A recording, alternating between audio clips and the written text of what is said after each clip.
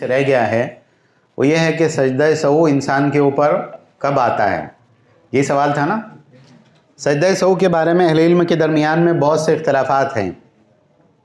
بعض حضرات کے نزدیک جیسے احناف کے یہاں سجدہ سہو کرنا واجب ہے، بعض ائمہ کے نزدیک مسنون اور مستحب ہے، اور پھر یہ ہے کہ سجدہ سہو سلام سے پہلے کرنا چاہیے یا سلام کے بعد کرنا چاہیے.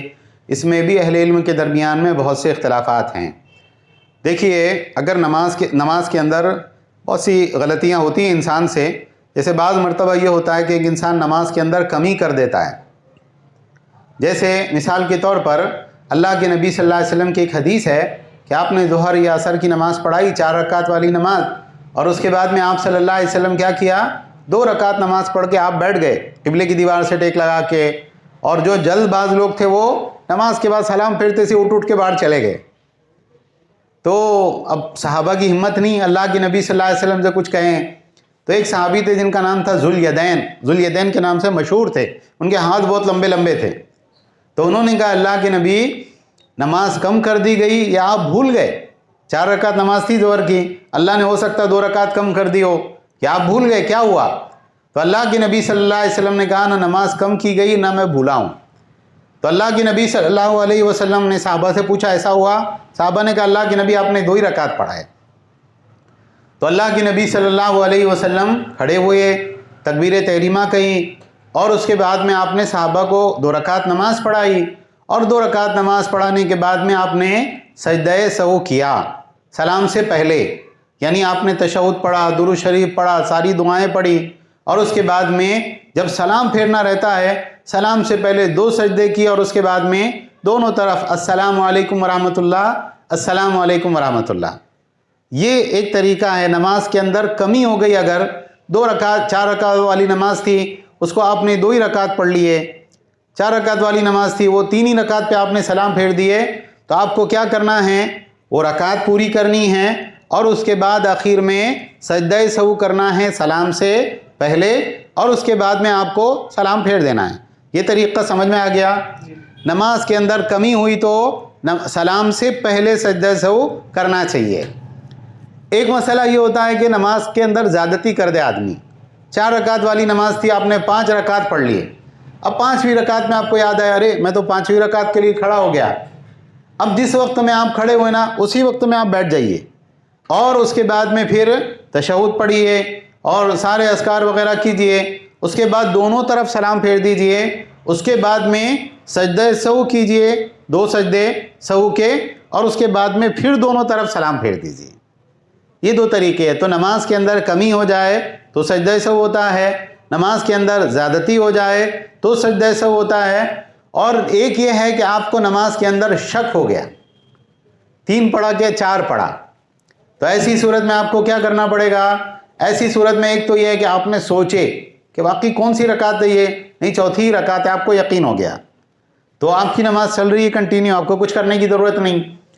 لیکن ایک چیز یہ ہے کہ آپ کو پھر بھی شک ہے کہ پتہ نہیں 3 ہے کیا 4 ہے، اللہ عالم. تو اب آپ کیا کریں گے؟ اس کو 3 مانیں گے. کیوں؟ 3 کے بارے میں تو یقین ہے کہ 3 تو پڑھے ہی ہیں، 4تھی کے بارے میں شک ہے کہ وہ پڑھے کیا نہیں پڑھے. تو آپ کیا کریں گے؟ اس کو 30 رکعت مانیں گے. 30 رکعت ماننے کے بعد میں پھر 4تھی رکعت کمپلیٹ کریں گے، اور کمپلیٹ کرنے کے بعد میں اب آپ کو اختیار ہے، چاہے تو سلام سے پہلے آپ سجدہ سہو کر لیں، چاہے تو سلام کے بعد سجدہ سہو کر لیں. تو یہ کلیئر ہو گیا سجدہ سہو. جو چیزیں مستحب ہے، مطلب اگر انسان اس کو چھوڑ دے اس سے بھی نماز میں کوئی فرق نہیں پڑتا، تو پھر اس کے اندر سجدہ سہو نہیں آتا ہے. ایک سوال یہ ہے فعال کرنا کیسا ہے. دوسرا سوال یہ ہے کہ فعال کے ذریعے بچوں کا نام رکھنا کیسا ہے. اب یہ سوال ذرا مبہم ہے کہ فعال مطلب کیا. دیکھیے ایک جہاں تک میں سمجھتا ہوں جو بہت سے لوگوں میں رائج ہے کہ لوگ قرآن کھولتے، اور قرآن کھولنے کے بعد میں اس میں سے کوئی بھی آیت کے اوپر نام رکھنے کے بعد میں انگلی رکھنے کے بعد میں یہ آیا تو اس کے بعد میں بولے اس کا بچے کا نام رکھ دیں گے. تو عجیب و غریب نام رہتے. ایک نام ہے تبارک، یا اسی طرح سے جو ایک بچی ہے اس کا نام رکھے الذی، حالانکہ یہ نام نہیں ہے. تو یہ بات یاد رکھیے کہ ایسا کوئی قسمت کا حال معلوم کرنا کوئی کتاب میں سے کسی چیز میں سے کہ ایسا کھولے بک یا کوئی آیت اور ایک دم اس کے اندر سے کوئی انگلی رکھے اور انگلی رکھنے کے بعد میں کیا ہے اس کے اندر، ایسا ایسا ہے، اس کا مطلب نفع ہونے والا ہے یا نقصان ہونے والا ہے۔ اور یہ اکثر آیا یعنی بہت سی عورتوں میں پاکستانی ناول اور ڈرامے دیکھ کر، پاکستانی بعض ناولوں میں اس طرح کی خرافات ملتی ہیں، عمیرہ احمد وغیرہ کے جو ناول ہوتے ہیں۔ تو یہ بات یاد رکھنا چاہیے کہ قرآن سے ایسا معلوم کرنے کا کوئی طریقہ نہیں ہے، غیب کی چیز معلوم کرنے کا کوئی طریقہ نہیں کہ آپ کے ساتھ آگے کیا ہونے والا ہے۔ استخارہ بھی نہیں ہے، استخارہ صرف اللہ سے خیر مانگنا ہے، اللہ میں یہ کام کرنے جا رہا ہوں، اس کے اندر اگر خیر ہے تو مجھے مقدر کر دے، شر ہے تو مجھے بچا لے، اب اس کے بعد اللہ کی مرضی، اللہ آپ کی دعا قبول کرے چاہے رد کر دے۔ تو اگر ایسا ہوتا کہ غیب کی چیز معلوم کرنے کا کوئی طریقہ ہوتا تو انسان کبھی نقصان میں نہیں جاتا نا، انسان ہر چیز کو چیک کر لیتا، نفع ہے کیا نقصان ہے، چلو ٹھیک ہے نفع ہے کرنا ہے، نقصان ہے چھوڑ دینا ہے۔ تو انسان کی زندگی میں نفع نقصان اللہ تعالیٰ کی طرف سے طے رہتے ہیں، انسان دعا مانگے اللہ کی مرضی ہے، دے دے نہ دے نہ دے، تو یہ فعل نکالنا وغیرہ کوئی اسلامی طریقہ نہیں ہے۔ اور بچوں کا نام بھی فعل پہ سے نہیں رکھنا چاہیے، الانبیاء کے نام پر، صحابہ کے نام پر، اللہ کے ناموں میں عبد کا اضافہ کر کے آپ کو نام رکھنا چاہیے، ایسے نام رکھنا چاہیے جس کے معنی اچھے ہوں، ٹھیک ہے۔ حدیث کی کتابوں میں ایک اچھی فعل کا تذکرہ ملتا ہے، اردو ترجمہ جو ہوتا ہے، اللہ کے نبی صلی اللہ علیہ وسلم کو فعل پسند تھی۔ فعل پسند تھی کے معنی کیا ہے، آپ کوئی مسئلہ آپ کا اٹکا ہوا ہے، ایک کوئی بچی آپ کے پاس میں آئی، لے بیٹا کیا نام ہے تمہارا، بشرا، بشرا کے معنی کیا ہوتے، خوشخبری، ایسا لگتا اللہ تعالیٰ میرا کام بنا دے گا، یہ ایک اچھی امید ہے اللہ تعالیٰ سے، ایک جو ہے خوش گمانی ہے، تو اس میں کوئی مسئلہ نہیں، اگر کوئی انسان اس طرح سے کرے اس میں کوئی حرج کی بات نہیں، امید کے طور پر ایسا کیا جا سکتا ہے۔ ایک سوال ہے، بچوں کی ولادت پر اذان کیوں دیتے ہیں، طریقہ کیا ہوگا؟ اللہ عالم، اذان دینے کے بارے میں جو روایات ہیں وہ ضعیف ہیں، پھر بھی اگر کوئی دینا چاہے تو صرف دائیں کان میں اذان دے، بائیں کان میں اقامت نہ دے، کیونکہ اقامت کی جو حدیث ہے وہ بہت سخت ضعیف ہے۔ اذان کی حدیث بھی ضعیف ہے، لیکن بعض علماء اس کی تحسین کرتے ہیں، اور اس کے علاوہ اس میں یہ ہے کہ جب آپ اذان دیتے ہیں، مسلمانوں کا ایک طریقہ رہا ہے، مسلمان ہمیشہ سے کرتے چلے آئے ہیں، تو بس اس نیت کے ساتھ کر سکتے ہیں، باقی اور کچھ کرنے کی ضرورت نہیں۔ کیا بیعت کرنا جائز ہے، اگر ہے تو طریقہ کیا ہے؟ بیعت صرف امیر المومنین اور خلیفہ کی جائز ہے، باقی کسی پیر صاحب کی، کسی مولوی صاحب کی بیعت کرنا اسلام میں حرام ہے، اس لیے کہ یہ بدعت ہے۔ ہاں، جو جماعتوں کے امیر صاحب رہتے ہیں نا، ان کی بیعت کرنا بھی بدعت ہے۔ اللہ کے نبی صلی اللہ علیہ وسلم کے زمانے میں ایسا نہیں ہوتا تھا کہ بھئی یہ الگ الگ جماعتیں ہیں اور جماعت کے امیر کی آپ بیعت کر رہے ہیں۔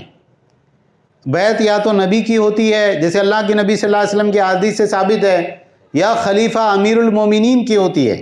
ابو بکر رضی اللہ عنہ جب خلیفہ تھے، حضرت عمر کی بیعت کسی نے نہیں کی۔ حضرت عمر رضی اللہ عنہ جب خلیفہ تھے، حضرت عثمان یا حضرت علی کی بیعت کسی نے نہیں کی۔ تو جو آج کے دور میں ہیں کہ بھئی یہ پیر صاحب چشتی سلسلے کے ہیں، یہ قادری سلسلے کے ہیں، یہ نقش بندی ہیں، یہ سہروردی ہیں، یہ ان کے مرید، وہ ان کے مرید، یہ ان سے بیعت کی، وہ ان سے بیعت کی ہوئے، سارا سلسلہ بدعت ہے، کتاب و سنت میں اس کی کوئی اصل نہیں ہے۔ وسیلے کے جائز اور ناجائز اقسام بتائیے۔ اس سے پہلے یہ سوال ہم نے ذکر کیا تھا کہ 3 طرح کا وسیلہ جائز ہے۔ ایک یہ کہ انسان اللہ کے ناموں کے ذریعے اس کو پکارے، یہ وسیلہ جائز ہے، یا رحمان مجھ پر رحم فرما، یا غفار میری مغفرت فرما، یا ستیر میرے عیبوں کی پردہ پوشی فرما۔ یا دوسرا ایک وسیلے کا طریقہ یہ ہے کہ ایک انسان جو ہے اپنے نیک اعمال کے وسیلے سے دعا کرے، اللہ مجھ کو یہ مصیبت پہنچی ہے، اگر میں نے فلاں وقت میں آپ کے لیے وہ عمل کیا تھا تو اگر آپ کے نزدیک وہ مقبول ہے تو یہ مصیبت مجھ سے دور کر دیجئے۔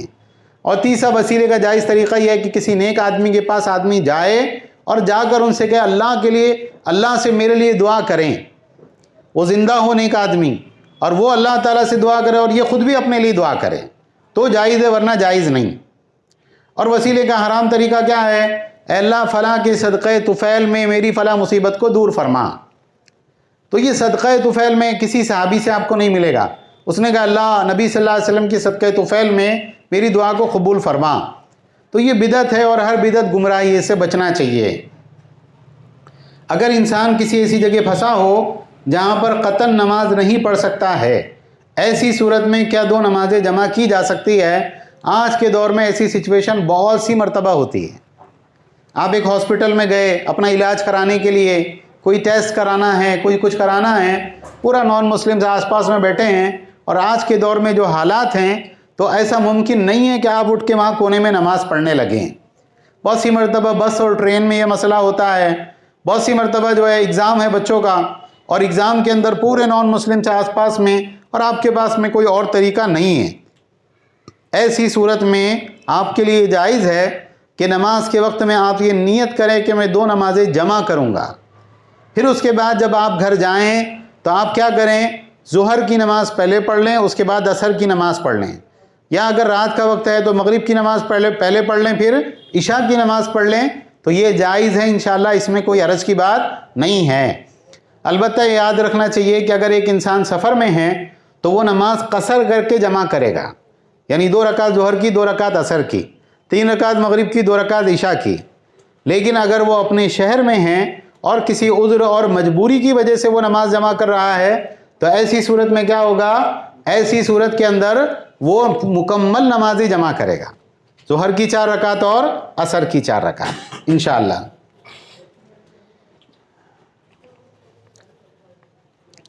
جمعہ کے دن لیٹ آنے کا کیا حکم ہے؟ جمعہ کے دن کچھ نمازی لیٹ آتے ہیں۔ جمعہ کے دن اگر انسان بغیر کسی عذر کے لیٹ آتا ہے تو وہ گناہگار ہے۔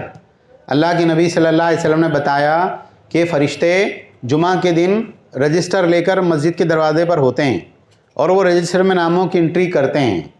سوال یہ ہے کہ فرشتے اگر کسی کاغذ میں نام لکھ رہے ہیں تو وہ جا کے کس کو دکھانے والے ہیں؟ کوئی ان کا سپروائزر ہے؟ اللہ ہے جس کو وہ دکھانے والے ہیں۔ اور اللہ تعالیٰ کے کام حکمت سے بھرپور ہوتے ہیں، اللہ کا کوئی کام حکمت سے خالی نہیں ہوتا۔ تو آپ کو کچھ ملنے والا ہے اس آنے کے بدلے میں، لیکن جب آپ نہیں آئے اور فرشتوں کے رجسٹر میں آپ کا نام نہیں لکھا گیا تو آپ محروم رہ گئے۔ بہت زیادہ بڑی بات نہیں، اگر یہ طے کیا جائے کہ گورنمنٹ کی طرف سے ایک آدمی رہے گا اور جتنے لوگ آئیں گے جن کا نام رجسٹر میں لکھا رہے گا سب کو 500 روپے ملیں گے، کیسا رش رہے گا اس دن مسجد کے اندر؟ ارے بالکل چلو جلدی سے، صبح فجر میں آدمی نہا لیں گا، کیوں؟ 500 روپے کا نقصان ہو جائے گا۔ پھر آدمی دل میں حساب بھی کریں گا، 500 میرے بچے کے، 500 دوسرے بچے کے، کتنے ہو گئے؟ 1500۔ تو چلو جلدی چلو، تو 11 بجے مسجد کے اندر رش، پوری مسجد فل۔ لیکن آخرت کے اجر و ثواب کی ہمارے نزدیک قیمت نہیں ہے۔ اس کے لیے کیا ہوتا ہے؟ مسجد خالی رہتی، جب امام صاحب جمعے کے لیے کھڑے ہونے والے اس وقت میں مسجد بھرنا شروع ہوتی ہیں، پیچھے سے نمازی آتے ہیں۔ تو یہ گناہ کی بات ہے، جمعہ کے دن لیٹ آنا، اس سے بچنا چاہیے۔ اللہ کے نبی صلی اللہ علیہ وسلم کے زمانے میں، صحابہ کے زمانے میں لوگ کب نماز کے لیے آتے تھے؟ فجر کی نماز کے بعد میں اشراق کے وقت میں لوگ گھر سے مسجد کے لیے نکلنا شروع ہو جاتے تھے۔ اشراق کے وقت میں لوگ جمعہ کی نماز کے لیے مسجد جانا شروع ہو جاتے تھے۔ بعض لوگوں سے مروی ہے، اس وقت نام یاد نہیں، امام اودائی رحمہ اللہ بہت بڑے امام گزرے، تابعی ہیں، صحابہ کو انہوں نے دیکھا، صحابہ سے انہوں نے علم لیا۔ وہ بولے مجھے امام اودائی رحمہ اللہ جمعہ کے دن مسجد کے گیٹ پہ ملے، ہم نے سلام کلام کیا، بات چیت کی، اس کے بعد امام اودائی کے ساتھ میں مسجد کے اندر داخل ہوا تو میں نے گنا کہ امام اودائی رحمہ اللہ نے امام کے آنے سے پہلے 34 رکعت نوافل ادا کیے۔ کتنے رکعت؟ 34۔ اور کیسے رکعتیں ادا کیے؟ ایک دم اطمینان کے ساتھ میں، سکون کے ساتھ میں، قیام، رکوع، سجدے، تشہد، سب ایک دم سکون کے ساتھ میں۔ آپ سوچیں وہ مسجد کے اندر کب آئے ہوں گے؟ تو کوشش یہ کرنا چاہیے کہ جتنی جلدی ہو سکتا ہے ہم نماز کے لیے مسجد میں آئیں۔ عرس میں جانا کیسا ہے؟ حرام ہے، جائز نہیں ہے۔ عرس بدعت ہے، اللہ کے رسول صلی اللہ علیہ وسلم کے زمانے میں، صحابہ کے زمانے میں نہیں ہوتا تھا۔ کسی بھی نیت سے عرس کے اندر نہیں جانا چاہیے، نہ ثواب کی نیت سے، نہ گناہ کی نیت سے۔ بہت سی مرتبہ گناہ کی نیت سے بھی آدمی جاتا نا، چلو ماحول رہے، اچھا رہیں گا، اچھا لگے گا، نہیں کرنا چاہیے۔ درگاہ پہ جانا کیسا ہے؟ جب گھر میں شادی ہوتی ہے تو دولہا دلہن کو درگاہ پہ لے جایا جاتا ہے، صحیح ہے غلط؟ یہ شرک ہے۔ ایک انسان اس نیت کے ساتھ جائے کہ قبر پہ جانے کے بعد میں قبر والے کچھ فیض پہنچائیں گے اور دولہا دلہن کی زندگی اچھی رہے گی، یہ اللہ تعالیٰ کے اعمال میں جو اللہ تعالیٰ کی قدرت میں ان کو شریک کرنا ہے، جائز نہیں۔ میت کو دفنانے کے بعد قبر پر مٹی کا تعویذ رکھتے ہیں، صحیح ہے غلط ہے؟ انتہائی غلط ہے، کوئی اس کی تک ہی نہیں ہے۔ مٹی کا ایک گولا سا بنا کے قبر کے اوپر رکھ دیتے ہیں اور پتہ نہیں اس کے پیچھے کیا عقیدہ ہوتا ہے، واللہ عالم، لیکن کتاب و سنت سے یہ بات ثابت نہیں۔ قبر کے اندر مردے کو دفنانے کا ٹائم میں عہد نامہ رکھا جاتا ہے، صحیح ہے غلط؟ بالکل غلط ہے، اور اس میں اللہ کے نام کی بے حرمتی ہے۔ اگرچہ وہ سب بدعت ہے، اس کے اندر جو دعا ہوتی ہے وہ بھی غلط ہے، لیکن اللہ کا، اس کے رسول کا نام اس میں ہوتا ہے، اور آپ اس کو کہاں رکھتے؟ قبر کے اندر۔ اور پھر قبر کے اندر کیا رہتا؟ بہت گلاب کے پھول رہتے اس کے اندر میت رہتی ہے جو پھوٹتی ہے، اور اس کے بعد میں اس میں کیڑے ہوتے ہیں، اس کے بعد اس میں جانور ہوتے ہیں، تو ظاہر سی بات ہے کہ اللہ کے نام کی بہت بڑی بے حرمتی، اور لوگ اس کے اوپر سے چلتے ہیں، قبر کے اوپر سے، ہے نا؟ تو اس کے لیے یہ نہیں کرنا چاہیے۔ قبرستان میں مردے کو دفنانے کے بعد میں سوکھی کھجور بانٹتے ہیں، کیا وہ صحیح ہے؟ بالکل غلط ہے۔ یعنی وہ خوشی کا موقع تو ہے ہی نہیں کہ آپ آئے ہمارے یہاں کچھ میٹھا کھا کے جائیے۔ تو یہ ایسے عجیب و غریب رواج ہے، اللہ ہی بہتر جانتا ہے کہ کس کس نے بدعتیں نکالی ہے، اس سے بچنا چاہیے۔ بہت سے لوگوں کا عقیدہ ہے کہ محمد صلی اللہ علیہ وسلم اور نیک لوگ قبر میں زندہ ہیں، اس کے بارے میں دیکھیے، بہت سارے لوگوں کا عقیدہ یہ ہے کہ نبی صلی اللہ علیہ وسلم اور نیک لوگ قبر میں زندہ ہیں، اور بعض کتابوں میں کیا لکھا ہوا ہے کہ اللہ کے ولی مرتے نہیں ہیں بلکہ وہ دوسرے عالم میں شفٹ ہو جاتے ہیں۔ ایک کہانی بھی ہے کہ ایک آدمی مردے کو نہلا رہا تھا، تو مردے کو نہلاتے وقت میں مردے نے اس کا انگوٹھا پکڑ لیا، تو وہ آدمی ڈر گیا، بولے ارے تم کیا سمجھ رہے، میں مر گیا؟ میں مرا نہیں ہوں، اللہ کے ولی مرتے نہیں، دوسرے عالم میں شفٹ ہو جاتے، ایسا کچھ اس کے اندر لکھا ہوا ہے اس کتاب میں۔ اچھا، اہل حدیث پر بہت سارے لوگ ایسے الزامات لگاتے ہیں، بولے اللہ کے نبی صلی اللہ علیہ وسلم کے بارے میں اہل حدیث ایسا بولتے ہیں کہ نعوذ باللہ وہ مر گئے اور مٹی میں مل گئے اور وہ میت ہے، نعوذ باللہ۔ اب دیکھیے ہمارا صحیح عقیدہ کیا ہے اس بارے میں؟ ہمارا صحیح عقیدہ یہ ہے کہ انبیاء علیہم السلام جو ہے نا، وہ انتقال کے بعد میں کہاں ہوتے ہیں؟ جنت میں۔ معراج کی ایک حدیث ہے، اس میں ہے کہ اللہ کی نبی صلی اللہ علیہ وسلم نے ایک بہت شاندار گھر دیکھا بادل کی طرح، تو اللہ کی نبی صلی اللہ علیہ وسلم نے کہا یہ کیا ہے؟ بولے آپ کا گھر ہے، تو کہا مجھے چھوڑ دو، میں میرے گھر میں چلا جاؤں۔ تو اللہ کی نبی صلی اللہ علیہ وسلم سے کہا گیا آپ کی کچھ زندگی دنیا میں باقی ہے، جب آپ وہ زندگی گزاریں گے اس کے بعد میں آپ کو یہیں آنا ہے۔ یہ حدیث کے الفاظ ہیں۔ اور اللہ کی نبی صلی اللہ علیہ وسلم نے وفات کے وقت میں کیا کہا تھا؟ اللہم الحقنی بالرفیق الاعلیٰ، اس طرح کے الفاظ ہیں۔ ہو سکتا ہے مجھ سے الفاظ بیان کرنے میں کچھ غلطی ہو رہی ہو، لیکن اے اللہ میں اونچی رفاقت چاہتا ہوں، ٹھیک ہے؟ تو یہ کلیئر ہے کہ بھئی اللہ کے نبی صلی اللہ علیہ وسلم جو ہے شہداء، اللہ کے نیک بندے کہاں ہوتے ہیں؟ جنت میں ہوتے ہیں۔ شہیدوں کے بارے میں اللہ تعالیٰ نے ارشاد فرمایا کہ شہیدوں کو مردہ مت کہو، زندہ ہے، لیکن تم کو اس کا شعور نہیں۔ اور نبی صلی اللہ علیہ وسلم نے حدیث میں اس کی وضاحت کی کہ شہیدوں کی روحوں کو اللہ تعالیٰ سبز پرندوں کی جسم میں ڈال کر جنت میں چھوڑ دیتے ہیں۔ تو یہ بات یاد رکھنا چاہیے کہ اللہ کے نبی صلی اللہ علیہ وسلم اور شہید کہاں ہیں؟ جنت میں۔ اب یہ بات سمجھنے کی ہے کہ اللہ تعالیٰ جب چاہتا ہے انبیاء کی روح کو ان کے جسم میں لوٹا دیتا ہے۔ انبیاء کے جسم مٹی نہیں ہوتے، انبیاء کے جسم قبر کے اندر گلتے سڑتے نہیں ہیں، انبیاء کے جسم محفوظ ہوتے ہیں۔ چنانچہ جب معراج کی رات ہوئی تو معراج کی رات میں کیا ہوا تھا؟ اللہ تعالیٰ نے نبیوں کی روحوں کو قبروں میں لوٹا دیا۔ تو حضرت موسیٰ علیہ السلام کی قبر کے پاس سے اللہ کے نبی صلی اللہ علیہ وسلم گزرے تو آپ نے کیا دیکھا؟ موسیٰ علیہ السلام قبر میں کھڑے ہو کے نماز پڑھ رہے ہیں۔ تو کتنا صاف عقیدہ ہے قرآن حدیث کے مطابق۔ انبیاء کہاں ہیں؟ جنت میں۔ معراج کی رات میں بہت سے انبیاء سے اللہ کے نبی صلی اللہ علیہ وسلم نے کہاں ملاقات کی تھی؟ جنت میں۔ حضرت ابراہیم علیہ السلام، مسلمانوں کے جو بچے ہیں، جب وہ انتقال کر جاتے ہیں تو حضرت ابراہیم علیہ السلام کے پاس ہوتے، وہ ان کے نگراں ہیں، اور وہ کہاں ہیں؟ جنت میں۔ لیکن اللہ تعالیٰ جب چاہتا ہے انبیاء کی روحوں کو ان کی قبروں میں داخل کر دیتا ہے، ٹھیک ہے؟ ایک بات یہ ہے۔ دوسری بات یہ ہے کہ نبی کے لیے موت کا لفظ استعمال کرنا غلط ہے، کوئی غلط نہیں ہے نا۔ ابو بکر صدیق رضی اللہ تعالیٰ عنہ آئے، صحیح بخاری کی روایت ہے، انہوں نے کہا کہ جو کوئی اللہ کی عبادت کرتا، جو کوئی محمد صلی اللہ علیہ وسلم کی عبادت کرتا تھا، اس کو یہ جان لینا چاہیے کہ محمد صلی اللہ علیہ وسلم کو موت آ چکی ہے۔ یہ صحیح بخاری کے الفاظ ہیں۔ اور جو اللہ کی عبادت کرتا ہے اس کو جاننا چاہیے کہ اللہ زندہ ہے، اس کو کبھی موت نہیں آئے گی۔ قرآن میں اللہ تعالیٰ نے کہا انک میتٌ و انہم میتون، آپ کو بھی موت آنی ہے، ان کو بھی موت آنی ہے۔ تو موت کوئی برائی ہے؟ موت کوئی شرم کی چیز ہے؟ ارے اللہ کے نبی کے بارے میں موت کا لفظ استعمال کرتے، کتنی غلط بات ہے۔ ارے بھائی موت سب کو آتی ہے، سارے انسانوں کے لیے اللہ نے تقدیر میں لکھ رکھا ہے، تو موت کا لفظ اتنا غلط کوئی ایسا نہیں ہے کہ بھئی نبی کے لیے استعمال نہیں کر سکتے، ان کے لیے پردہ فرما گئے بولو یا وصال فرما گئے بولو، ایسا اللہ اس کے رسول نے کہاں پر کہا ہے؟ بولے ارے بہت آپ شرمندہ ہو کے دکھ رہے، ایک دم منہ چھپا کے جا رہے، کیا ہو گیا؟ کیا ایسی شرم کی بات ہو گئی؟ بولے ابا کا انتقال ہو گیا۔ ابا کا انتقال ہو گیا، ابا کی موت ہو گئی، تو اس میں شرمانے کی کیا بات ہے؟ یہ موت بہت بری چیز رہتی ہے نا۔ تو ایسا کوئی کرتا ہے؟ کوئی نہیں کرتا۔